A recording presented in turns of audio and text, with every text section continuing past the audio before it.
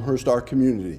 I'm Ken Bartels, your host, and we're coming to you from the business zone of the Community Bank of Elmhurst. The Elmhurst Cycling Classic rode into the sunset just a few years ago, and we'll hear more about that later. We have two gentlemen, though, who are bringing it back, or helping to bring it back, this year on June 8th. Tim Ratcliffe, the president of the DuPage Cycling Foundation, and Dan Rolos from the Elmhurst Park District. Welcome, gentlemen, to Elmhurst, our community. Thank you. As I mentioned, Tim, the cycling race ended pre-COVID, I believe, Yes. but it's coming back on June 8th. Is that correct? That is absolutely correct. It ended with our last event was 2019. 2020 there was no racing, and then a little bit of a break, and here we are, bringing it back. And Dan, how are you involved? So I'm representing the Park District here today, and we are very excited to support the DuPage Foundation to bring back this event. A lot of it will be right around the Wilder Mansion and a lot of kind of our parks and amenities in that area. So it went away, COVID, a lot of things went away during COVID. How is it that you decided to bring it back now? Sure, great question, because after that break, our foundation had a big decision to make. Do we try to come back? Do we stay with the promoter that we had worked with in the past? That was not an option. So we had to make a determination, is this something that we can do as a standalone, independent event? And everybody on our all-volunteer board looked at each other and said, this was a great event for the community, a great lifestyle event, you know, getting people out and active, and it's wonderful for charities. Let's do this. So we decided to bring it back. So it was part of a cup series. It was part of a series of races, and now it's going to be a standalone. That's correct. How does that change your planning? It changes it quite a bit. When you think about the series promoter with whom we worked, they were like the circus that comes to town. They brought the show, and we contracted with them. So they brought a lot of the infrastructure for the stage, announcing, and handled a lot of the racers' registrations and that part. We're doing all of that ourselves now. The good news is we have a lot of the contacts, we know what we're doing, but we are doing everything as it pertains to it. And the Park District, Dan, is supportive, obviously the location, Wilder Mansion, but as I understand it, there's another way that you're directly involved. Yes, so we are kind of championing the family fun ride. And so this will be, we'll talk more about this later on, but Sure. Very excited that's later on in the day. It's a time where families can come out, decorate their bikes, and participate themselves. But when Tim kind of first reached out to the Park District, we were very excited to hear that this event was coming back. Having participated in some of the previous events, we knew it was such a good time and a great community event, so we were just very excited to support them. So is it the same course as it was in the past, around the university? It's an identical course. Okay. There's one caveat to that maybe we'll get to later, which is the 1 mile run, because the course itself is a 1.2 mile loop. And so the runners will just do one lap a little bit shorter, but it's a 1.2 mile loop around Elmhurst University, and the start finish is right at the epicenter, the Wilder Mansion. Okay, so the bike course will be the same, including the curve there. Yes. On Elm Park, which I always like to watch it from there. That just seemed to be a great venue to see these professional cyclists going at that speed, making that maneuver. Yes. But you mentioned the new wrinkle. The new wrinkle is you're adding a runner's race. And who's managing that, and how is that going to work? Sure. So because we are independent and we are not subject to the schedule of that other promoter, we had some options to figure out what did we ideally want the day to look like. And we thought, why not offer something for runners, a new athlete demographic? The course is already closed, and Elmhurst has a bit of a reputation as a running community with York High School in particular and their track and cross country. So I reached out to Charlie Kern, who's currently the head coach over there, and we talked about it, and it took approximately 3 seconds for him to say, yep, let's do this. And so we agreed this would be a fun event to take advantage of the venue that we will already have built up, give people a chance to run in front of those same crowds. So we're really excited about the Twilight Mile. And the support for the return of the race from not only the cyclists but the sponsors has been strong, I suspect? It has been very, very strong. In any event, not just ours, but any large event in this community, you know it takes a village. So that's an example of what's happening right here. People like you, organizations like yours, stepping up to be helpful. The Park District has been incredible. The city overall, the guidance that we receive just to put on the event, police, fire, et cetera, it's incredibly important. Our sponsors have stepped up, and they're critical to us in order to put on this very logistically heavy, expensive event. So we need their support. And then in terms of the athletes, the initial feedback we are getting is everybody is so excited to come back. We're a standalone event, so this will be interesting to see year one how we do, but we're very, very optimistic. Well, I was going to specifically ask if it's more of a challenge to recruit racers, if you will, because it's not part of a series, it is a standalone event, as you've mentioned. How do you go about getting racers to participate?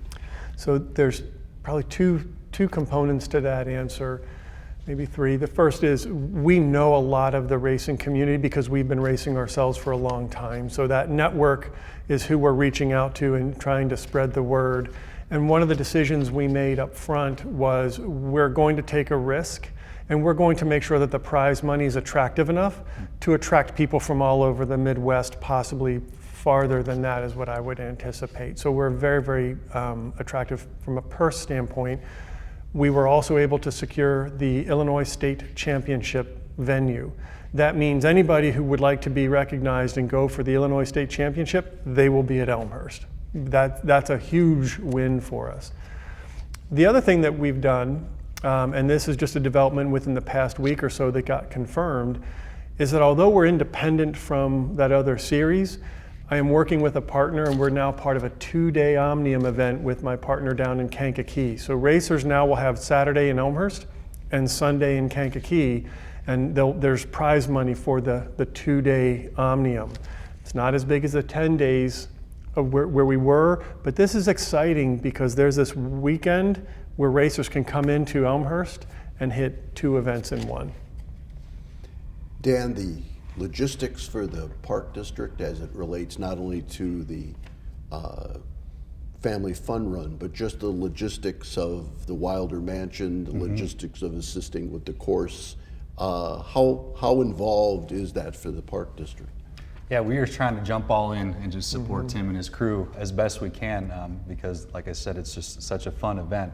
So the Wilder Mansion, that is kind of the epicenter of this event. That's the start line, that's the finish line. So there will be a lot going on there. A lot of the vendors will be around there. So if somebody's coming that day to get some food, there'll be some food in the area. There's also going to be the beer garden at Wilder Mansion, which is a blast. So Phase 3 Brewing will be the main sponsor for the drinks there at the beer garden.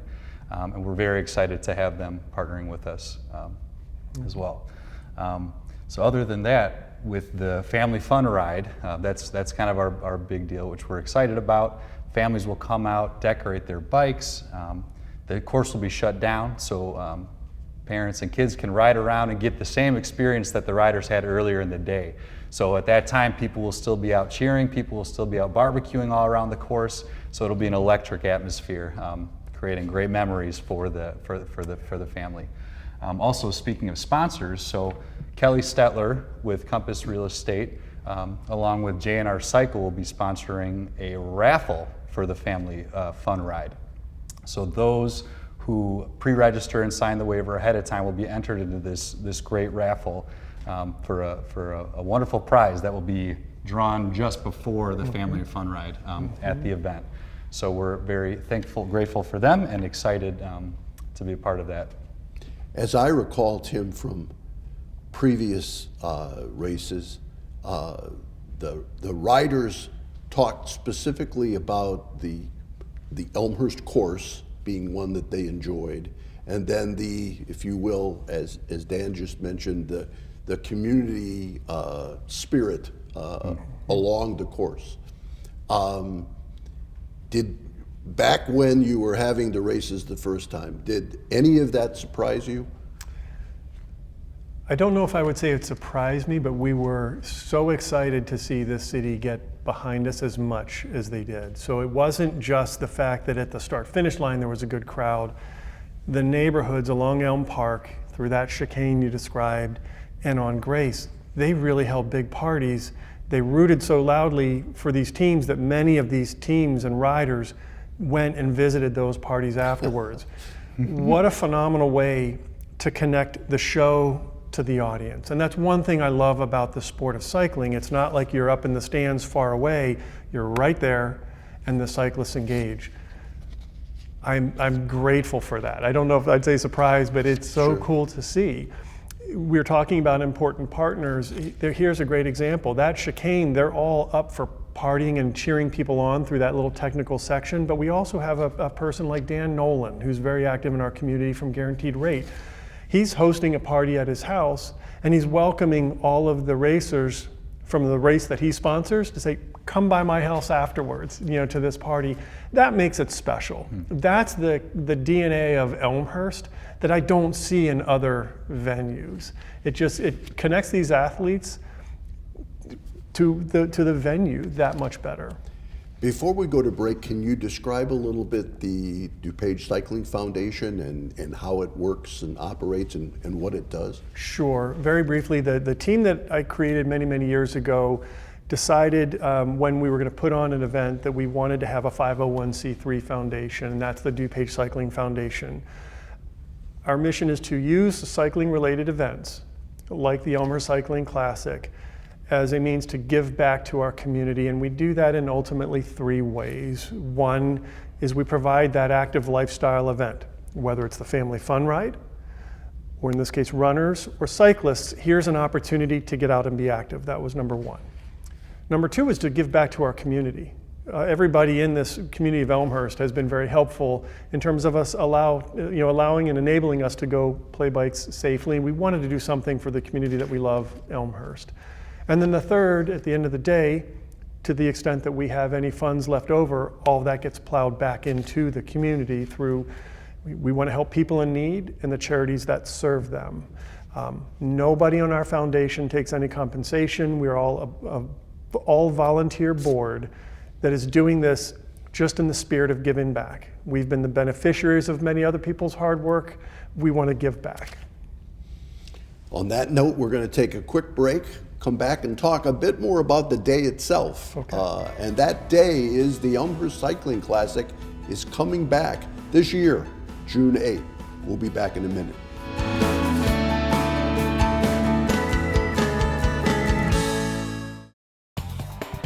The Community Bank of Elmhurst Business Zone has modern co-working space and a conference room free for customers. Visit the zone today at communityelmhurst.com. Member FDIC, Equal Housing Lender.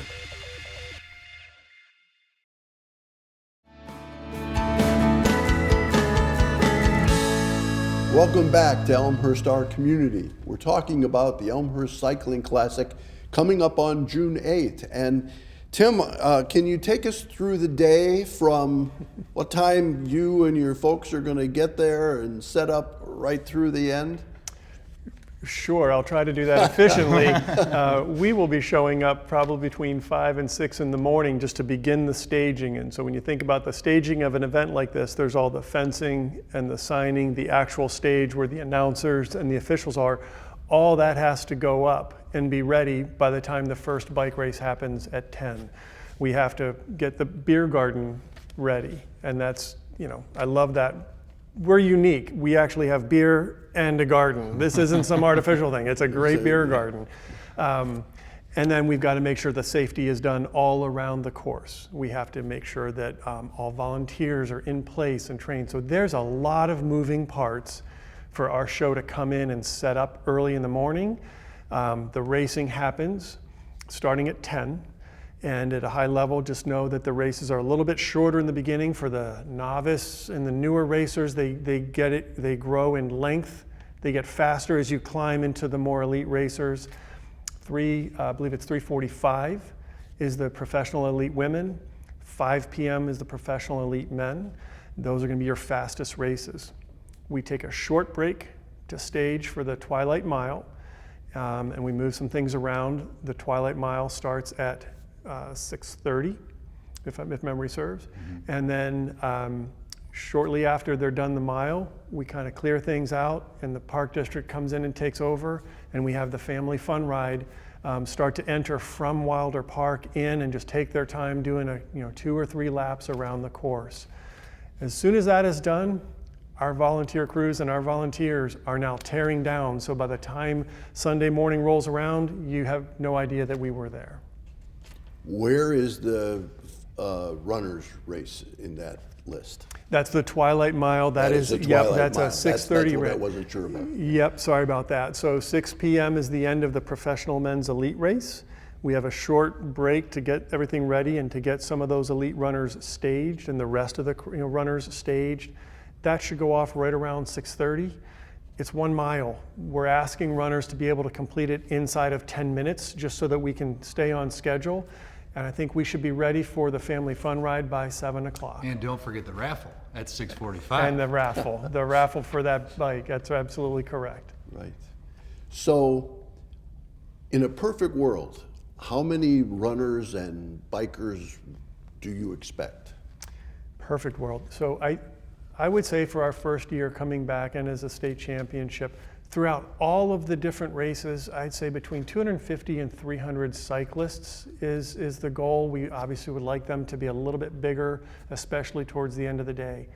It's hard to say for the 1 mile run. I'd say 150 to 200 runners. We might blow that out of the water. I don't really know. But we have a lot to promote and to learn about who's interested in the 1 mile. But I'd say about 150 to 200 runners would be a great start for us. Family fun ride, we've had several hundred people coming out between children and adults, several hundred out on that course at the exact same time. I know in past years in coverage of the event that I've been involved with, talking to both the participants and the spectators, they've been the interactivity of the site. In other words, we're sort of in the right smack dab in the middle of town. We're not closing off main streets. The university campus kind of provides an anchor, as does the Wilder Mansion in Wilder Park.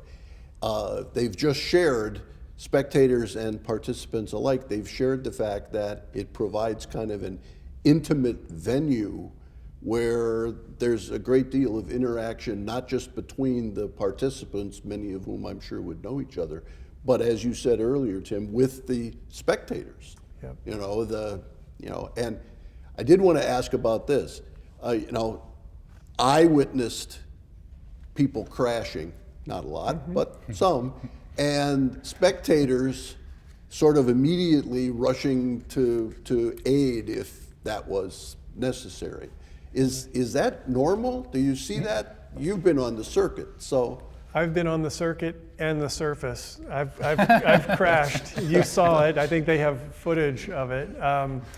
It is, unfortunately, it's common, and it's actually not necessary for the spectators to get involved. There's going to be volunteers, but most cyclists, when they crash, generally speaking, it's sliding out. The officials on the course will make the determination if we need to stop the race and bring in our title sponsor, which is Superior Ambulance, any of their support to it. But it is very common, unfortunately, for crashes to happen. In most cases, it's the opposite of soccer. No disrespect to soccer. These are cyclists who pretend they're okay, not pretend they're hurt. They want to get up and they want to get going again. So we've seen some pretty bad ones where there's quite a bit of damage and they keep going. Okay. In addition to the Park District staff, which will be in evidence, how many volunteers are necessary to pull this off? On our side, we're anticipating 120 plus volunteers throughout the day, and that includes the course setup, that includes course marshaling throughout the day and tearing the venue down. And if I want to volunteer, how might I be able to do that? Yep. On our website, elmhurstcyclingclassic.com, there's a tab specific to volunteers. It has an awful lot of information about what's required, what we need, where we need the help, and there's an important link right there to Sign Up Genius that says here's all the different slots and the roles for volunteering. So that's the easiest way, just to go in there, and we've already seen people this early signing up to volunteer, which is great. Okay. Dan, you want to take us again? You already did a little bit, but the family fun run and how that's being set up? Yeah, and so logistics I can talk about a little bit as well. Sure. So like I said, this is a great family event, but to participate, you need to sign the waiver. And so to do that, you can come ahead of time to Courts Plus, and we'll have waivers there for you to sign for the families. So you'll be registered, but then you'll also be entered in that raffle. You can register day of the event, but then you won't be entered in the raffle. So if you want to be a part of that, come to Courts Plus. And I believe that starts May 1st. May 1st. As when registration for the Family Fun Ride starts. But other than that, again, just speaking to the day in general, I can't stress enough how fun the event is all day long. I've participated in the past as a vendor a couple of years, just watching the riders zoom by, watching the crowds cheer, hitting the drums and bells and all the whistles. It's really a fun time. So bringing the family out, enjoying Wilder Park, going to the park. There's even a bike valet. Mm-hmm. So if you ride there, you can drop your bike off and go walk around to the food vendors and see what fun tents are out there. But then the magic just gets better as the day goes on, right? Mm-hmm. So then you get the run with everybody cheering, and then the family fun ride. So really, it'll be a blast of a day for everybody involved. And I don't want to dampen the enthusiasm, but I have to ask, what happens if it's raining badly? I know if it rains a little bit, we've experienced that a couple of races. What happens with inclement weather? Sure. If it's raining, even if it is raining hard, the races still go on. Okay. The athletes just need to be a little bit more careful on their turns and recognizing the impact of braking, just like you're driving a car. If there's thunderstorm, dangerous winds, we rely heavily on the city of Elmhurst and the police force to say, hey, here's a system coming through. Then we will move into a more emergency protocol that says we may have to stop or cancel if need be. Or just if we have to take shelter. There's a whole protocol for that. Okay. But raining, no, absolutely, we're still going to have this event. Okay. So as we end our time together, if you want to look at that camera right there, you're talking directly to the audience, and what would you both like to share with the folks watching the program? Right, thank you. So I guess the things that I would submit is that this is a wonderful opportunity to bring the family out to a day in Elmhurst. You don't have to be an elite cyclist. You don't have to be a runner. This is just a great show and an opportunity to bind with your friends and family over a wonderful, fun event. It's all day. I would argue that some of the most fun is going to start to happen after 1, 2 o'clock. Come out and take advantage of the show, take advantage of the food, support all the people in the community who are supporting Elmhurst by helping us put on this event. And I guess I would say the exact same thing that Tim just said, but just come enjoy the beautiful park, enjoy the Wilder Mansion, the historic Wilder Mansion, Elmhurst University. There's just so much in that area, so much to see and so much to do, and we hope to see you on June 8th. And I would say thank you to both of you for joining me today on Elmhurst Our Community. I appreciate it very much. Thank you for the time. This has been Elmhurst Our Community. I'm Ken Bartels, your host, and we will see you again.